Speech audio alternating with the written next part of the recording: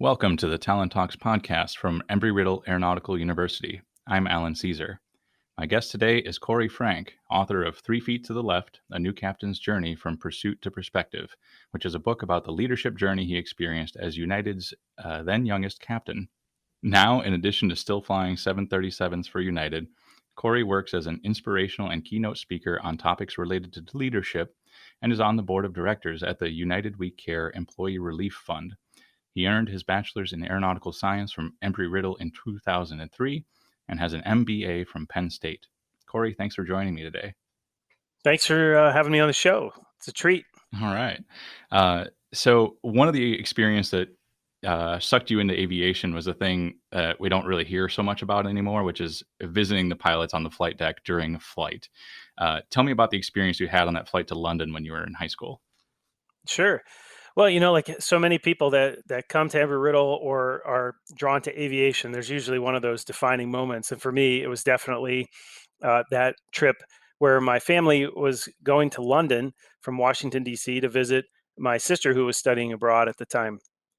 And I'll never forget that moment because I'd heard through the grapevine that perhaps might be an opportunity to see inside the cockpit at some point during the flight. And so, of course, being someone who was trying to make a decision on do I pursue a traditional college degree, um, like in business or political science, something like that, or do I pursue this less traditional, but really the thing that I was feeling drawn to, which was aviation. So we got on board the plane. I said hello to the flight attendant and asked if there might be a chance, explained my situation. She said, well, she'd check and get back to me. So back to the way in the back of the 747, I'm sitting with my family. We get through most of the flight, and the flight attendant, as the sun's starting to come up, comes back and says, "Hey, the captain says they'll see you now if you're still interested." And, so of course I was, and we walked our way through to the front of the plane, past the rows of coach, up the staircase onto the second deck. We're walking up to the cockpit door, and they open the door, and I'm just struck by this surreal scene as this giant burst of light kind of hits me, and I look into the cockpit and I'm overwhelmed by like the switches and the dials. And there's the 3 pilots, the captain, the first officer, and the flight engineer, who are very busy, kind of doing their thing, but also just enjoying a cup of tea or whatever it may be. Um, and I remember coming in and just was spellbound by the magnificent view as you look out and the sun's rising over the North Atlantic, and you're listening to the wind rush past the cockpit, and it was just this amazing scene. So ended up visiting with them for, I don't know, 10 or 15 minutes, something like that, and explain my situation, what I was considering, um, and then say goodbye and thank you and went back to my seat. Well, a little while later, the flight attendant returns and she says to me, "You're really lucky." And I said, "Oh, I know. I could never have done that on an American carrier. Thank you so much." She said, "No, no, no, you don't." She said, "You don't understand. um, you must have made quite the impression on the captain because they've invited you back for the landing." And I totally was not expecting that at all. So here we go again, past all the rows of coach, up the steps, past the first class section, or and back into the cockpit. But this time it was much, much busier as the crew was actively flying the jet, and the flight engineer had kind of got me tucked into the jump seat, and I was there all the way through as we're descending over the British countryside, and or the English countryside, I should say, and uh, I remember there was a holding pattern and all that stuff, and we came in, and the flight engineers pointing out all of the big sites. There's Big Ben, there's Wimbledon, there's Heathrow right out ahead of us, and so we touched down, and I remember thinking like, well, if that's not a sign that this is what I'm supposed to be doing with my life, I don't know what is. And sure enough, the pieces just kind of fell nicely into place after that. So with new safety measures in place since 9/11, I've heard that you can't really do that anymore. I know that was a really big thing for me when I was a kid. I didn't end up being a pilot, but I do remember going up to the cockpit and talking to the pilots. This was on a Pan Am flight, so legit way back. But I'm wondering, have those regulations relaxed at all since then? Are you still able to do that, or as a pilot, how do you find ways to inspire young people? Well, definitely not in the United States. At least, definitely not that I'm aware of. Not on any of my flights, for sure. I think that I try to welcome people into the cockpit before and after my flights. The, that's about as close as we can get. But that was partially, in many ways, why I wanted to write my book, because I wanted to give people an immersive look at what it's like to be an airline pilot. Because I figured there's lots of people who are aspiring airline pilots. There's business travelers, there's leisure travelers, and they get on board and they look at the cockpit door and they don't get to see what really happens in front of it. So I thought, well, maybe there'd be a way that I could bring them inside the cockpit and take them on the journey that I had as a new leader, especially as a new captain. Leave them with some insights that they could use in their own life, and also hopefully inspire them to embrace their life's journey wherever that may lead. Yeah. Well, so we're actually, as we're recording this in September, I know this will be broadcast later on, but we're just a few days away from 9/11 now. You finished your degree in 2003, which means you were in college during 9/11 and afterwards. Can you tell me what it was like on campus on that day and in the time afterward? Yeah, well, I was actually a flight instructor for Embry-Riddle at the time. Oh. I had just gotten hired actually as a part-time student instructor within the last month before that. And I remember my memory of 9/11 was that I had done a pre-flight, like a ground session with one of my students, and we were going to uh, go fly, and the flight line was closed.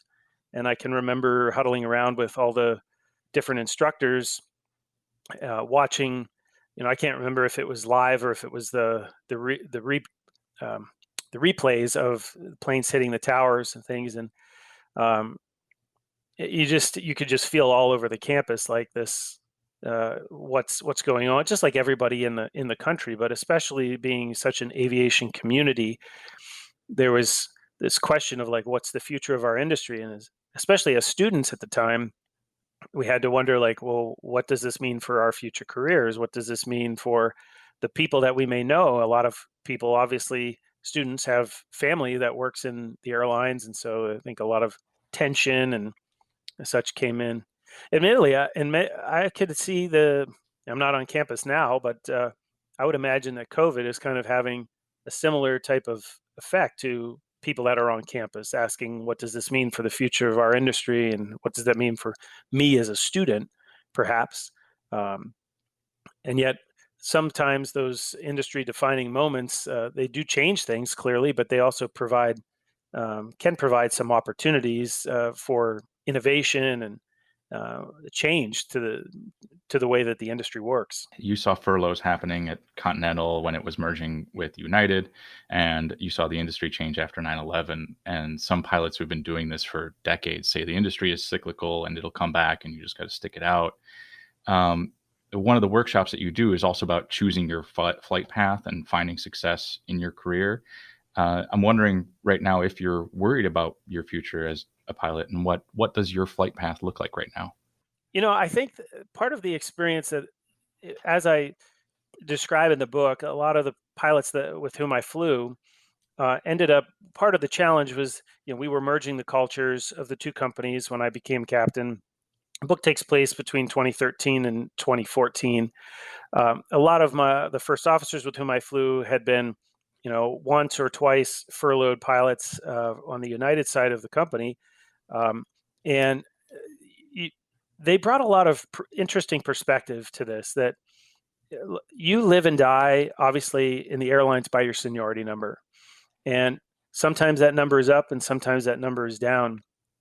And my what I really came to take away from this was that there were people who let the events of their lives consume them, and then there were also people who let the events and kind of the rise and fall of the industry shape their experience and just kind of help guide them along.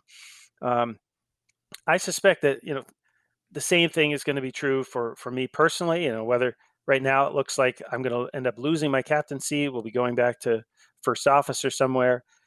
That's an admittedly very soft landing, if you will, compared to other people in the industry who are more junior and may not be as fortunate. Um, the on the in many ways, I think it'll be it'll be an opportunity for me to learn and, to experience different things, perhaps fly a different type of airplane than I've flown in the past.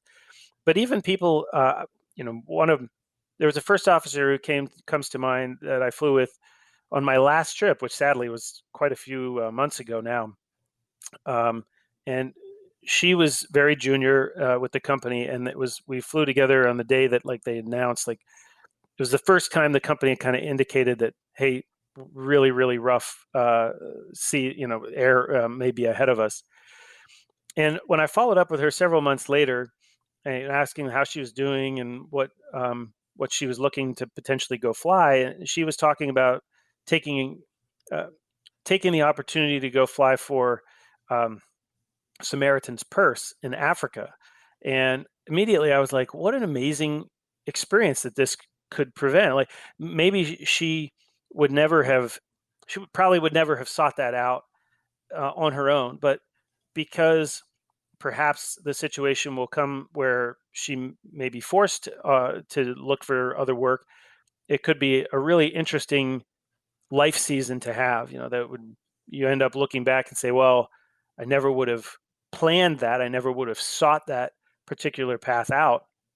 But I wouldn't be surprised if years from now she's actually saying what a neat experience and opportunity that was. Yeah. So you, when you saw, the industry sort of taking a hit after 9/11, what made you want to stick with it? Because you didn't graduate for a couple of years after that, and you saw that sort of happening while you were still a student. Why did you stick with aviation? Well, for starters, like most of us, I didn't want to give up on my dream. Hmm. Um, that was probably the first and foremost driver of that, was I just didn't want to give up. Um, and I knew that things would recover. The other piece, though, in many ways, is that I was to a certain extent, at least, you could say that there the industry going on pause for me personally and people who were in college at the time was not necessarily a, a terrible thing, because I didn't have the flight time, that would be necessary to get hired down the road. And so if the industry had continued to be hiring all the way along, like you potentially would be losing out on seniority numbers. So the slowdowns in the industry, while nobody, myself included, would ever want those to occur, um, if you stay focused and disciplined, like you can put yourself in a better position by continuing to try to build as much time as you can, take those opportunities. And in our case, I think the regional level actually started to grow because of the contractions at the main line, and so that was, in many ways for me, was a good thing for my career personally. Again, like just to be clear, like in no way am I saying that I or anybody else would have wanted September 11th to occur. Just the same as current students, I'm sure would not want the industry to be facing the COVID situation. But students that are on campus right now, actually, I see a lot of opportunity for them to use this time, this slowdown, as a way for them to build flight time and catch up, get the experience they need, so that when the industry rebounds and begins hiring again, they're ready. Yeah. So you're on the board of the United We Care Employee Relief Fund, and I imagine you guys have gotten a lot more requests of support from this year than you're used to. Can you tell me what that's like in that organization right now? Yeah, I mean, we're in the midst of reevaluating how we're going to manage things and how we're going to prepare. Uh, the United We Care is a wonderful organization that really does provide short-term crisis emergency relief to employees in need. We help people stay in their houses. We help with uh, a lot of times we're called it to help with disaster relief type scenarios, things, um, hurricanes, whatever. Um, Wildfires in California right now, yeah. yeah, all of those elements. I mean, that's not truly our primary function, but we do end up servicing those needs for employees a lot of times, or we become a vehicle for the company to service those needs.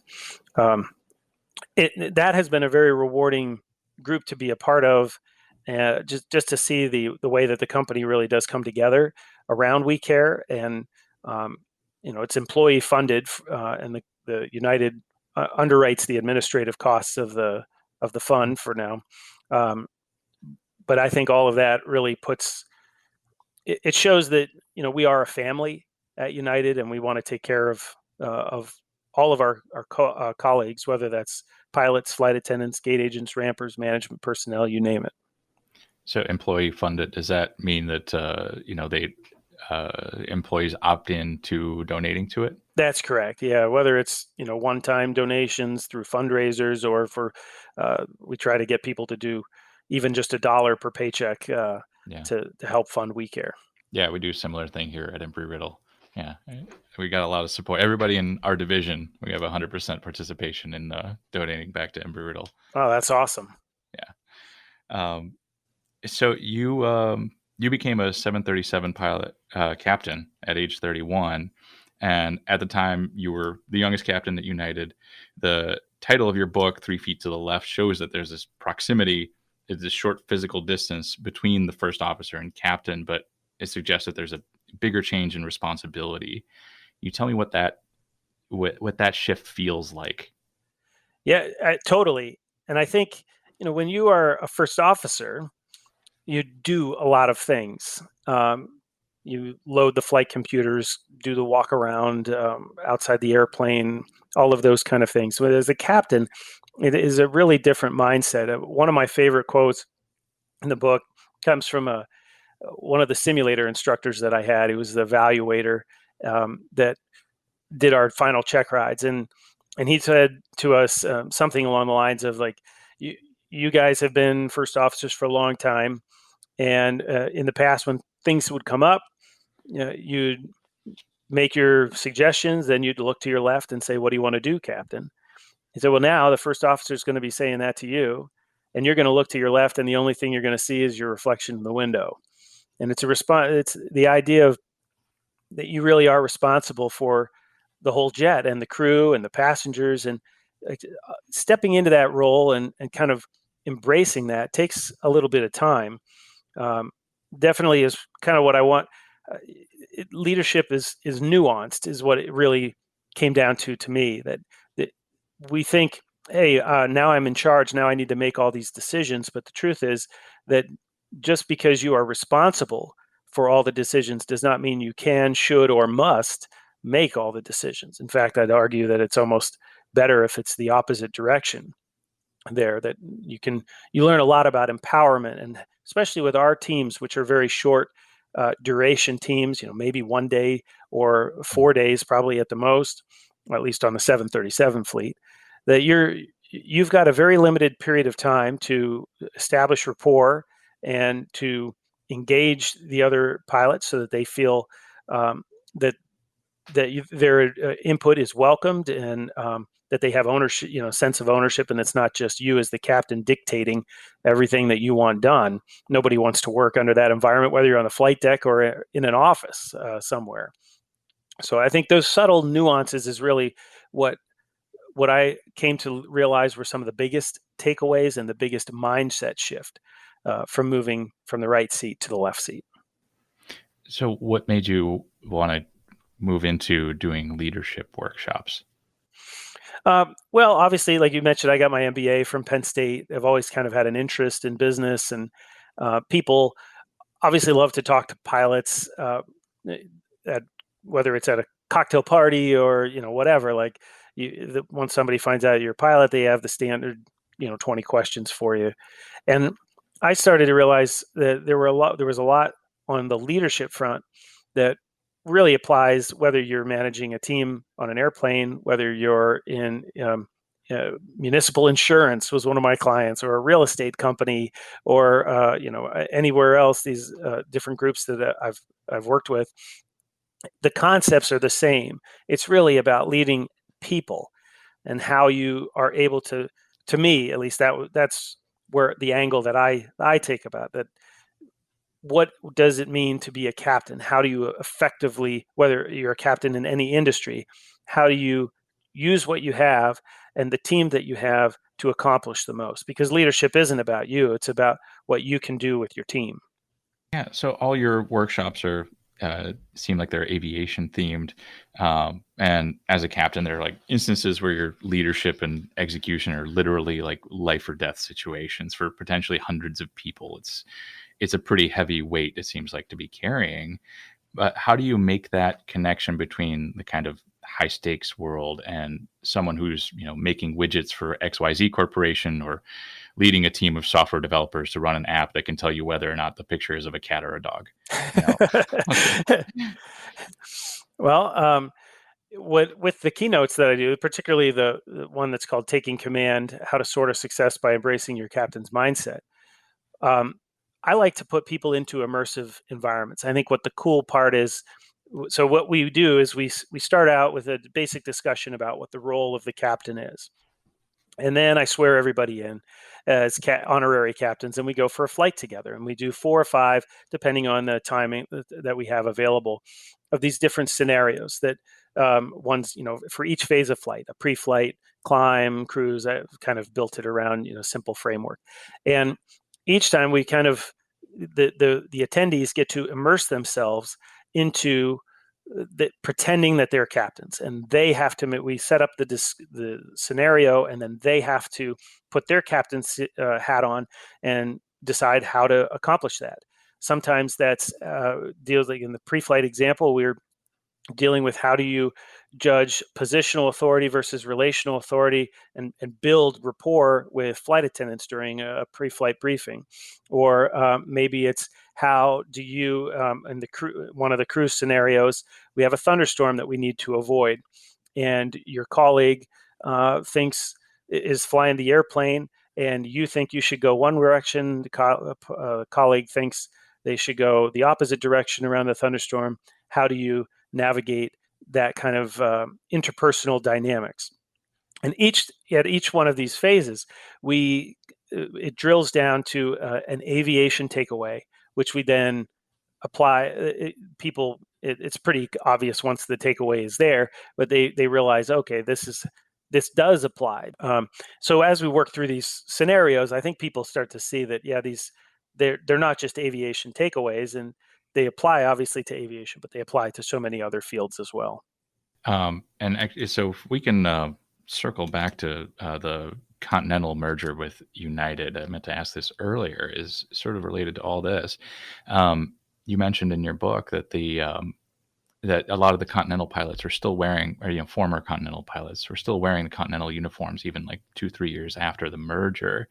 And I'm wondering, is there, like, at different airlines, is there a difference in culture, and is that a struggle to kind of get people from two different airlines in the same flight deck? Yeah, I think the longer the time goes beyond our merger date, I think the more that those issues kind of subside. At the time Mhm. that I was um, upgrading to captain, we were just starting to integrate that. We were still wearing different colored uniforms. We still, like you say, people, even once we switched to the common uniform, there were still people that would wear their old legacy airline wings, things like that.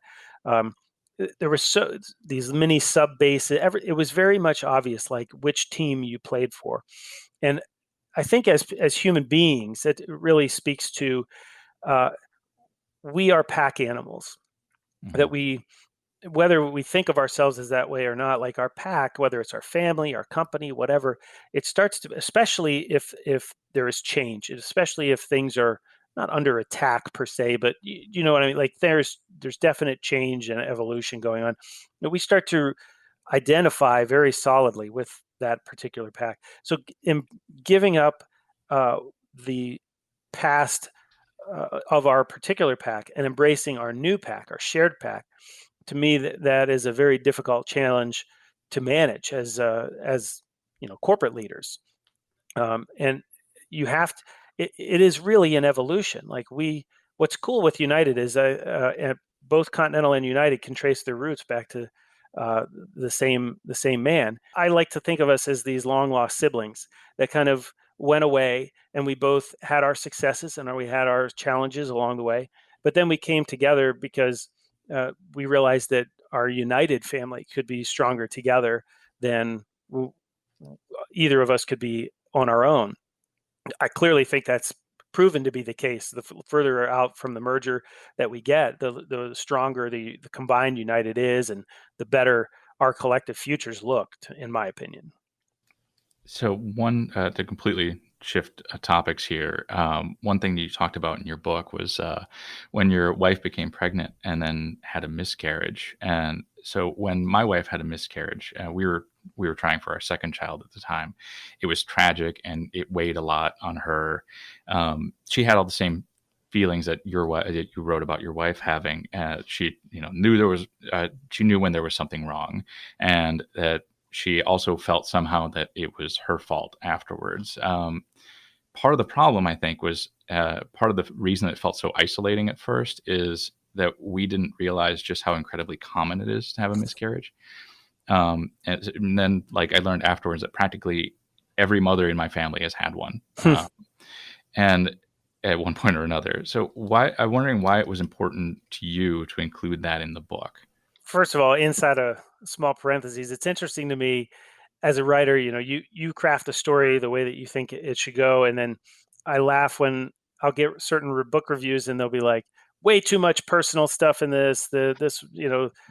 I love the flying parts, but way too much personal stuff. And the very next review that I get will be like, the flying stuff was good, but really liked all the personal touches. That you just can't please everybody. So it's just funny how that works. To me, it was important because this was a defining moment in our lives. And the book, as much as it's about aviation, to me, I really don't believe that it is aviation is simply the vehicle to teach this larger lesson that I experienced in my own personal life.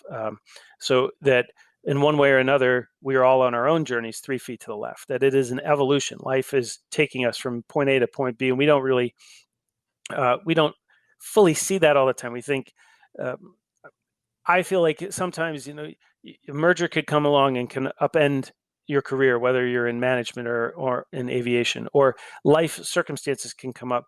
But sometimes when you look back, it's easy to see how the puzzle pieces all fit together. But in the moment, you're like, well, how can this possibly serve as a force for good in my life? And to me, so much of what I learned from my colleagues, especially the furloughed employees with whom I flew, and through these personal experiences with all of this is building. And I don't know, your personal situation. I'm obviously sorry that you guys had to go through that. But I think about, we have a daughter now. She's 4.5, and it blows my mind to think if we had not had that miscarriage, like wouldn't have my daughter today. I'd have a different child with different,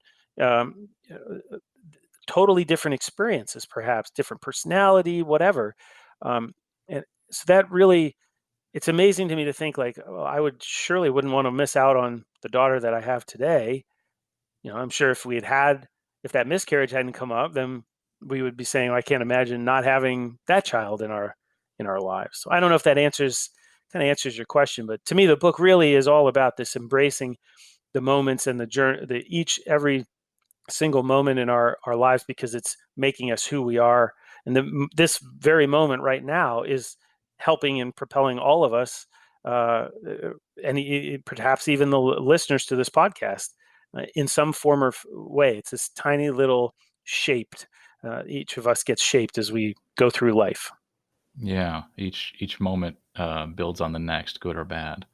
Yeah, you can come into some rough seasons, but you can say, well, in my opinion, God is working here, and this has to happen because something else is going to happen down the road. And if I didn't have this experience, if I didn't have, whatever it might be, positive, negative, you wouldn't have met the person you needed to meet. I mean, I met my wife at Embry-Riddle during a conference, and I had been in the housing department, and I was a resident advisor and resident director, and so they had invited me back to talk, and it was only because I'd had that experience as an RA and an RD that I ended up coming back to the statewide conference for RAs, of which my wife was leading a delegation. Like, how many puzzle pieces had to align for the two of us to actually meet?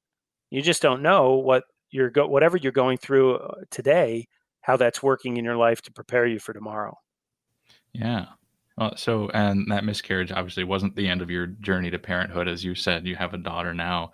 Do you see, or do you hope to see aviation in her future? I mean, it's up to her. She gets excited when she does see the plane, so maybe there's a little bit of that is passed on. But who knows if that's just because she likes to think about Daddy being up in the airplane. Um, Mhm. it'll be interesting to see. I definitely wouldn't discourage her by any means. I mean, I think you go in wide-eyed that there this can be a rough and tumble industry, and so you have to be prepared. My dad, he always likes to say, when you're making faced with a decision, you need to think about what's the worst possible scenario. And if you're okay with that worst possible scenario, then it's probably a decision that you should make. If you're not okay with the worst possible scenario, then you need to reevaluate.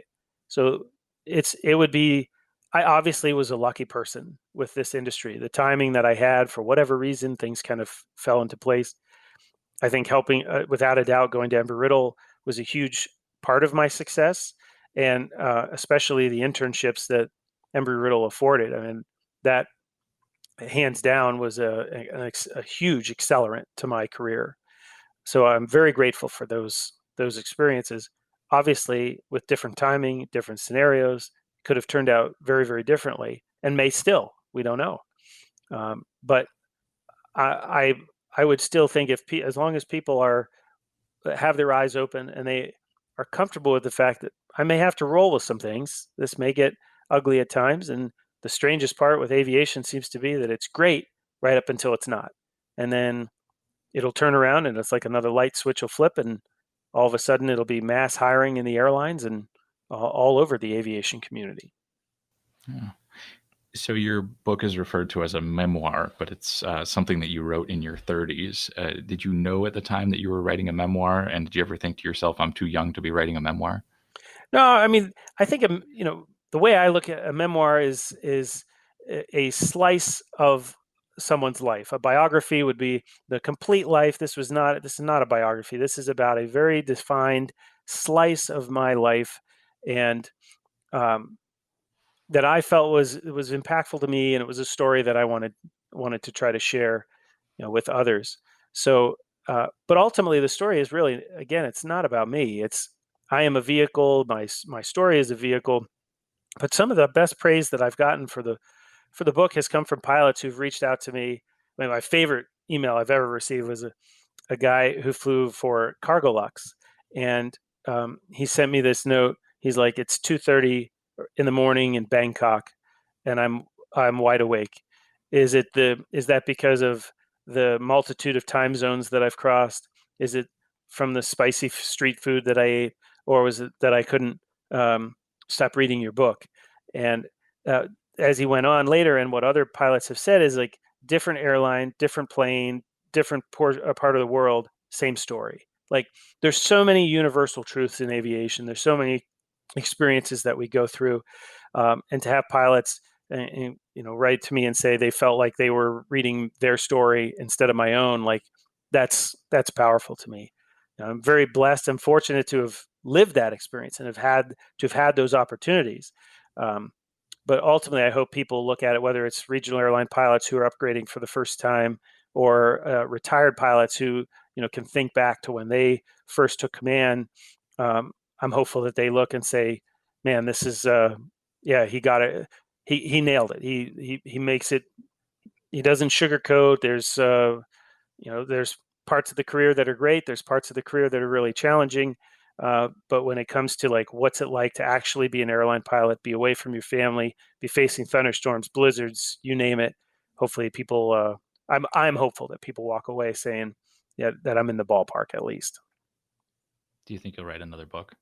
Oh, without a doubt, without a Yeah. doubt. I've got a couple that I'm trying to outline, a couple novels that I'm interested in perhaps doing, and then of course, if I do get uh, end up getting going back to first officer, then I think a great opportunity to have 3 feet back to the right, which in many ways would be a more compelling story than the first one, because how do you lead when you're not in command, and how do you adjust to that, and how what are the life lessons that you could learn from that experience? So we'll see.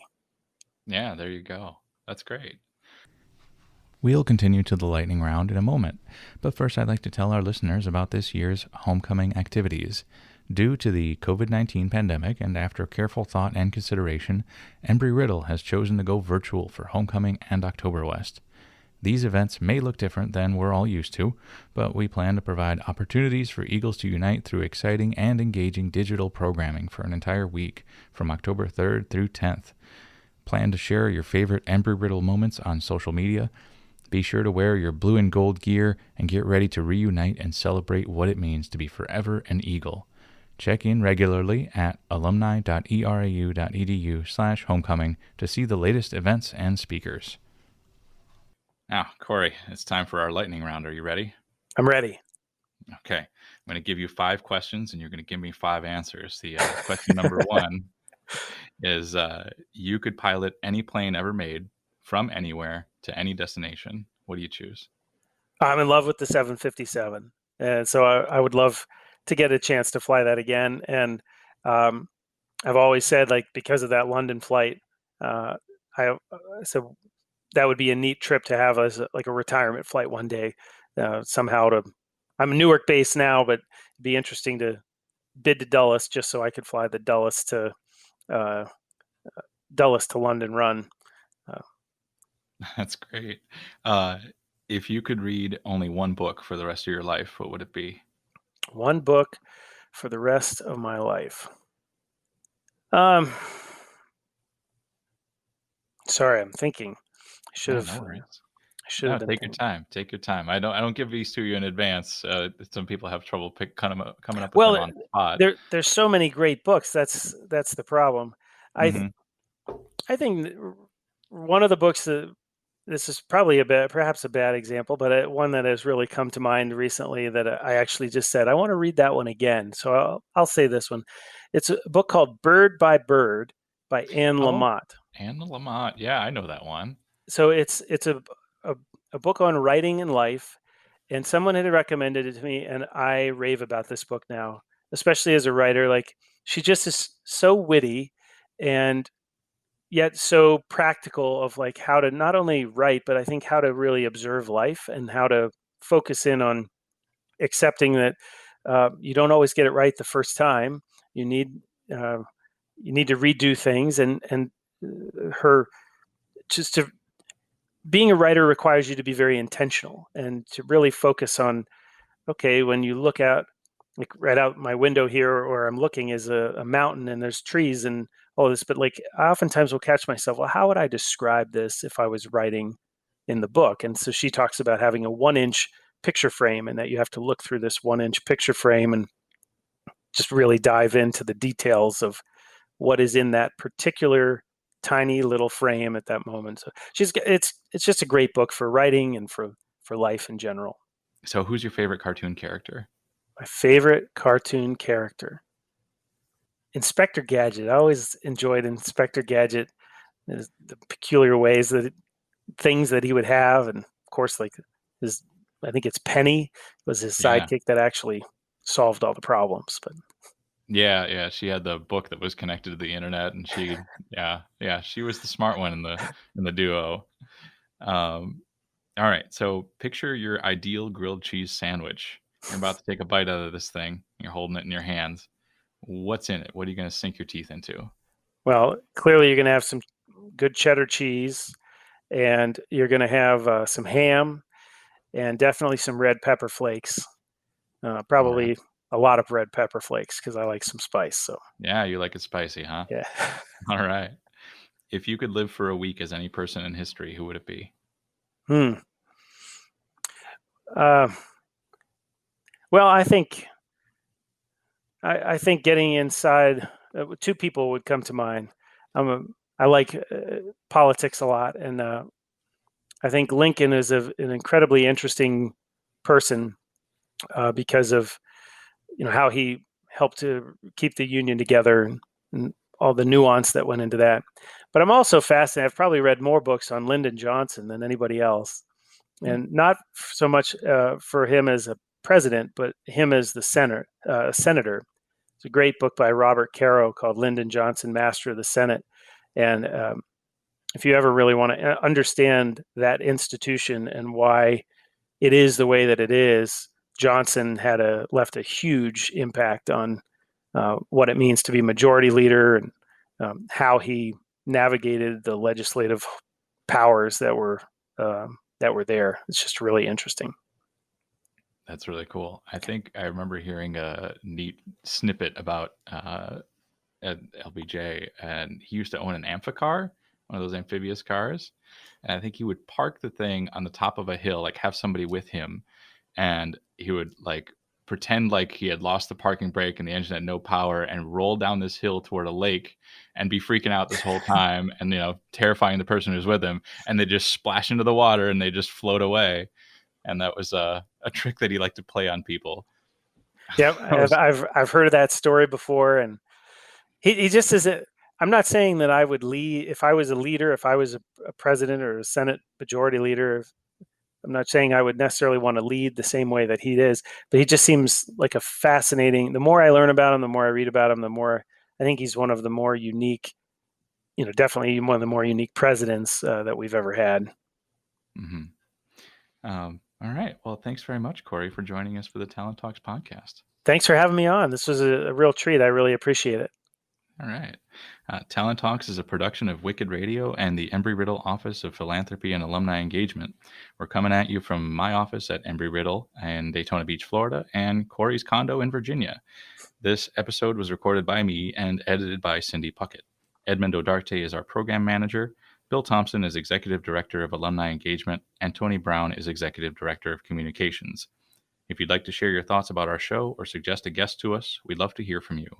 Visit alumni.erau.edu/podcast and click the feedback link. I promise your message comes directly to me. Thanks for downloading us. We'll see you next time. The views expressed by Korry Franke on this podcast are his and his alone, completely independent of any United Airlines affiliation.